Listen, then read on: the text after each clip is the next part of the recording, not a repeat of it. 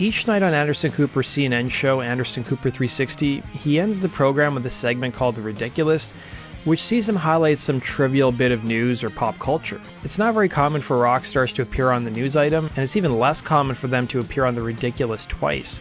But that's what happened to Megadeth's Dave Mustaine, and that's what we're going to explore in today's video.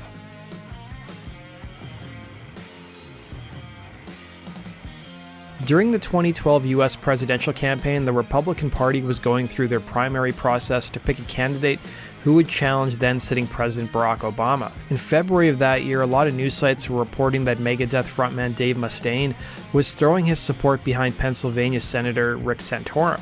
It wasn't so much a glowing endorsement, but Mustaine giving his thoughts on President Obama's first term and the Republican field telling Music Radar at the time. Earlier in the election, I was completely oblivious as to who Rick Santorum was, but when the dude went home to be with his daughter when she was sick, that was very commendable. You know, I think Santorum has some presidential qualities, and I'm hoping that if it does come down to it, we'll see a Republican in the White House, and that it's Rick Santorum, he would say. Literally the next day, Mustaine had to put out a statement clarifying his comments, saying, and I quote, "Contrary to how some people have interpreted my words, I have not endorsed any presidential candidate. What I did say was that I hope to see a Republican in the White House. I've seen some good qualities in all the candidates, but by no means made my choice yet. I respect the fact that Santorum took time off from his campaign to be with a sick daughter, but I never used the word endorse," he would say. Well, CNN's Anderson Cooper got a hold of the comments and brought it up on a show, as you can see here. Contrary to some reports, the Megadeth presidential endorsement, well, it's still up for grabs. That's right. There was a story floating around yesterday that the heavy metal icons had already chosen their favorite among the GOP hopefuls. For those of you who are unfamiliar with the Megadeth oeuvre, may I present the thrash metal masterpiece, thrashterpiece, if you will, Peace Sells.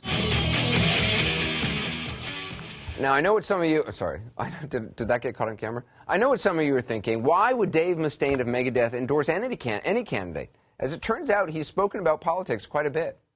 You know, you see people, they think that he's like red. He's got a goatee and a ponytail and stuff like that. He doesn't. He's very beautiful. He could be in this room right now. I'm sorry, my bad. That was actually Dave Mustaine talking about the devil. This is the one where he's talking about politics.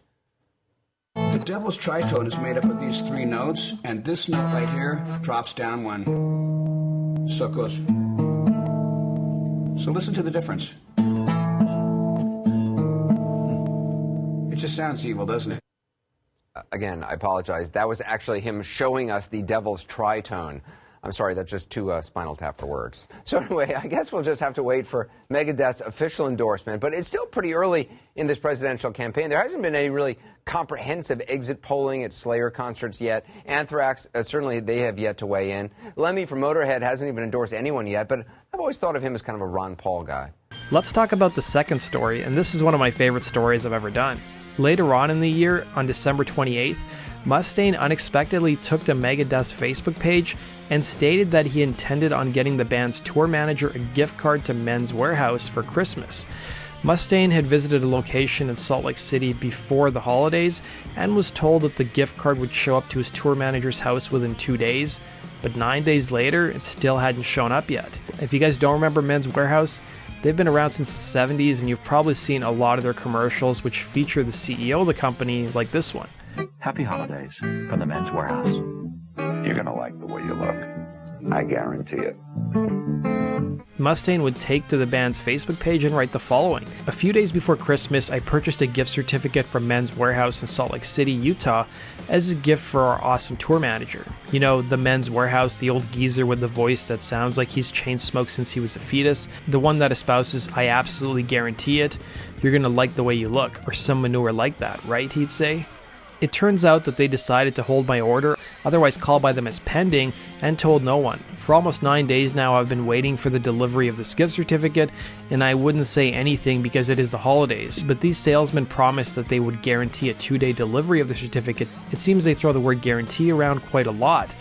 Mustaine would add that when he asked the store what they planned on doing to fix the situation, they didn't offer any solutions, further infuriating him. Mustaine would suggest to his fans that they take their business elsewhere.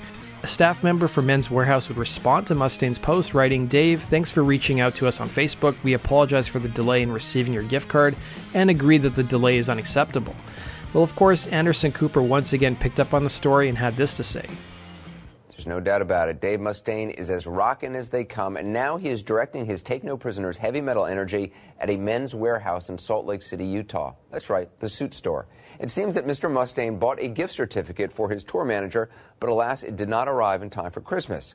Can I just take a moment and point out that we are all old? I mean, seriously, you know you are old when one of the founding members of Metallica is upset about a customer service issue with a Men's Warehouse in Salt Lake City. Need I remind you, this is the same person who is responsible for such Megadeth hits as Sweating Bullets. Fast forward a few years, and now he is writing this, and I quote, "You may not wear a suit for your job or for an event or occasion, but if you do, I would strongly recommend you wear someone else's suits. I, for one, will never set foot in a Men's Warehouse, even for shelter from a blizzard. I absolutely guarantee it." Now, keep in mind, this is on the Megadeth Facebook page. Men's Warehouse responded in the comments section and also tweeted him an apology. We actually emailed the company for a statement. They did not respond. Dave Mustaine would respond to the segment on CNN, claiming that he had no issue being poked fun at, writing on Twitter, "It's okay that Anderson Cooper tried to make fun of me on his ridiculous. I always thought he was a class newsman and I love his show." In June of 2013, Megadeth would release their 14th studio album, Super Collider, and as part of the promotion for the record, Dave Mustaine would team up with Funny or Die to do a spoof of a Men's Warehouse commercial titled Megadeth Warehouse. It would even feature an appearance by Kenny G, but unfortunately it seems like the video's been removed from the internet. It's not on Funny or Die's website, it's not on YouTube, it's not on any other video sites, so unfortunately I couldn't include it in this video.